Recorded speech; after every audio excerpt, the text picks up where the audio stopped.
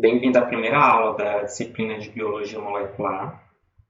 Nessa aula vai ser uma aula introdutória sobre a biologia molecular e os objetos de estudo da disciplina. Vamos lá? Uma introdução à biologia molecular.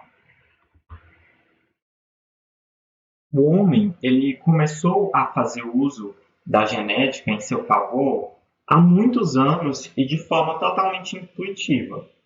Se você pega, por exemplo, uma planta de interesse que produz uma fruta maior, você vai escolher essa fruta para se reproduzir, para que os descendentes dessa planta também produzam as frutas maiores. E se você está procurando selecionar um animal, por exemplo, que tem uma característica específica, você vai cruzar ele, botar ele para cruzar com outro animal que tenha também as características que você deseja. Isso é totalmente intuitivo. E isso é a base da genética. E com o desenvolver da sociedade, todas as áreas foram contribuindo sobre ideias para a hereditariedade.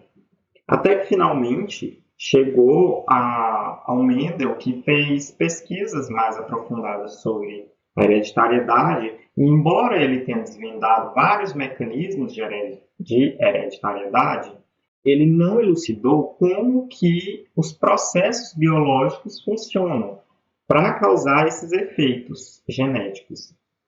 Só em anos recentes que despontou a biologia molecular, que é a parte da biologia que vai desvendar os processos biológicos que levam aos mecanismos de hereditariedade. E muita gente confunde essas duas disciplinas, a genética e a biologia molecular, porque elas tratam de temas bastante parecidos. Só que é importante frisar aqui que a genética ela vai estudar os processos e os mecanismos da hereditariedade, enquanto a biologia molecular ela vai estudar como isso acontece em nível de moléculas. Então, ela vai se aprofundar nos mecanismos internos celulares e moleculares que provocam tanto a hereditariedade, que desencadeiam os mecanismos de hereditariedade, e também da produção dos fenótipos. Como o nome mesmo já diz, na biologia molecular a gente vai estudar a vida ao nível das moléculas. E que moléculas são essas? São as macromoléculas de maior importância biológica, que é o DNA, o RNA e as proteínas. Essas moléculas elas passam por processos que explicam para a gente como que as características que estão escritas no nosso código genético ele se manifesta nos organismos e como que a hereditariedade funciona. A gente chama o conjunto desses processos dentro da biologia de dogma central da biologia molecular, que foi cada vez mais sendo aperfeiçoado. Ele se inicia com a própria replicação do DNA, o DNA criando cópias de si mesmo, que é isso que vai provocar a hereditariedade, que é isso que vai desencadear os processos de hereditariedade. Depois o DNA, as moléculas de DNA podem então fazer transcrição, que é uma produção de uma molécula de RNA a partir de um molde de DNA, e as moléculas de RNA elas podem fazer o que a gente chama de tradução, que é a produção de proteína a partir de sequências de RNA como molde, que vão produzir as proteínas e vão fazer a célula e o organismo como um todo funcionar. E como vocês podem perceber, existe também a transcrição reversa, que é feita por alguns vírus, que é a produção de DNA através de moldes de RNA. É um processo mais raro de se ver na natureza, tanto que foi descoberto mais recentemente, por dos processos que foi adicionado ao dogma central mais recentemente, e ele acabou se tornando um processo extremamente importante para as tecnologias humanas, porque através da transcrição reversa a gente faz muitos processos de laboratórios em biologia molecular, como, por exemplo, os testes moleculares para a detecção da Covid-19. Talvez você já tenha até ouvido falar no nome RT-PCR. A sigla RT vem de transcrição reversa. E PCR é um processo que a gente vai estudar mais ao final da disciplina quando a gente for falar das tecnologias em biologia molecular. Mas por que aprender biologia molecular? A base comum de hereditariedade de processos biológicos para todos os seres vivos é igual. E entendendo essa biologia, a gente passa a entender tudo que acontece nos seres vivos. E você não precisa estudar cada ser vivo individualmente, porque os processos eles são comuns. Então, se você estudar um processo para uma bactéria, ele vai ter muita semelhança com os processos humanos. Embora seja uma célula eucariótica e outra procariótica, as bases elas funcionam de forma bastante parecidas, levando em conta apenas algumas adaptações com relação a compartimentos e a substâncias que estão presentes em um e outro não.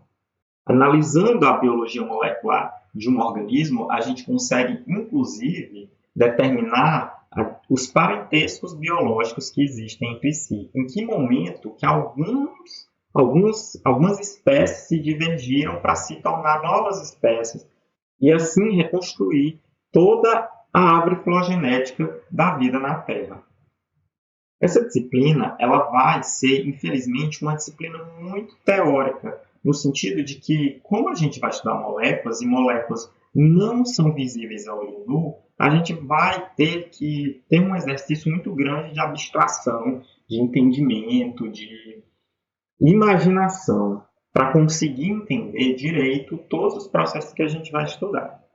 Mas aqui eu faço um primeiro exercício de imaginação, justamente para que vocês treinem essa habilidade.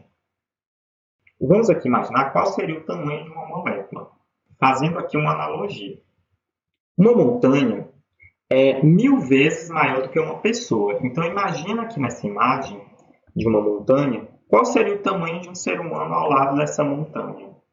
Seria muito menor, né? Numa foto dessa, você não conseguiria nem saber se tem alguém aqui ou não, porque o ser humano seria muito menor do que essa montanha. E se a Terra ela é 1000 vezes maior do que uma montanha, imagina aqui, ó. Aonde que estaria uma montanha aqui? A gente, olhando uma foto da Terra assim, a gente poderia até imaginar que aqui tudo é plano. Afinal, você não consegue ver relevo aqui, não consegue ver as protuberâncias que as montanhas formam. Então, dessa forma, a Terra é 1 bilhão de vezes maior do que uma pessoa. Se nós fôssemos do tamanho do planeta Terra, as nossas moléculas seriam do nosso tamanho. Então, uma molécula ela é 1 milhão de vezes menor do que uma pessoa. Para vocês verem como esse é um mundo muito pequeno. A maioria das coisas que a gente entende sobre essas moléculas, a gente aprende de forma indireta. A gente não consegue observar elas na maioria dos microscópios. Como essas moléculas elas são estruturas extremamente pequenas, as forças que operam sobre elas são diferentes das forças que a gente está acostumado a operar no nosso mundo aqui macroscópico. Então, a gente pode tratar as moléculas como se fossem objetos sólidos, tais como blocos e esferas, apesar delas não serem exatamente assim. Só que para facilitar o entendimento e para facilitar a didática do nosso estudo, a gente vai tratar elas como se elas fossem desse jeito. Mas se você for lá na química e estudar, na verdade, como que uma molécula é, como que um átomo ele é estruturado, você vai ver que, na verdade, o átomo, a maior parte do átomo é um espaço vazio e não um objeto sólido. Uma propriedade importante das moléculas também é a habilidade que elas têm de se encaixar umas às outras, como se fossem chaves nas fechaduras. Essa propriedade ela é importante para você entender os processos que a gente vai estudar. Aqueles do dogma central que eu já citei. Muitas moléculas elas participam do processo e elas vão participar se encaixando e se soltando nos momentos adequados para produzir efeitos. Muitas vezes elas vão se encaixar para ocasionar uma nova estrutura, fazer um processo enzimático ali, acelerar uma reação química e depois vão se soltar quando a reação química tiver terminado, sem alterar sua forma, que é o que a gente chama de enzimas, as moléculas que têm essa capacidade.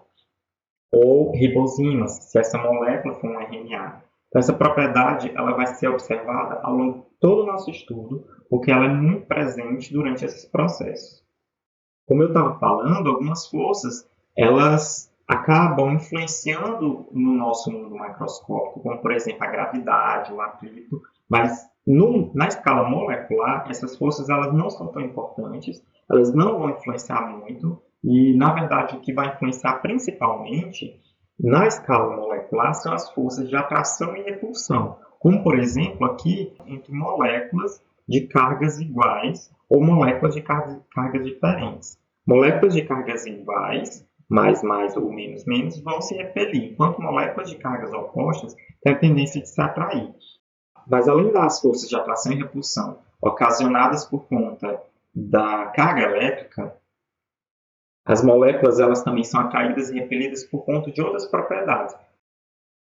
Essas forças de atração e repulsão elas vão acabar provocando nas moléculas um movimento muito rápido, porque elas estão o tempo todo se atraindo e se repelindo, se atraindo e se repelindo, e esbarrando umas nas outras, tenham um movimento totalmente aleatório. Como vocês podem observar na figura aqui, elas vão zigue-zagueando por todo o interior de uma célula e sem nenhum controle. Não existe um mecanismo que vai direcionar uma molécula de um ponto a outro especificamente. Muitas vezes, durante o nosso estudo, vai parecer que isso acontece, vai parecer que existe algum mecanismo ou alguma força que vai guiando uma molécula de um ponto a outro, aonde ela é requerida. Quando ela precisa, ela já está ali. Mas, na verdade, isso não acontece. O que acontece é que esse movimento ele é extremamente rápido, em frações de segundo. Então, as moléculas elas vão se esbarrando uma na outra até chegar um momento em que ela vai esbarrar em uma molécula que ela vai conseguir se encaixar e vai ali provocar alguma reação e vai desempenhar o papel que ela tem dentro da célula.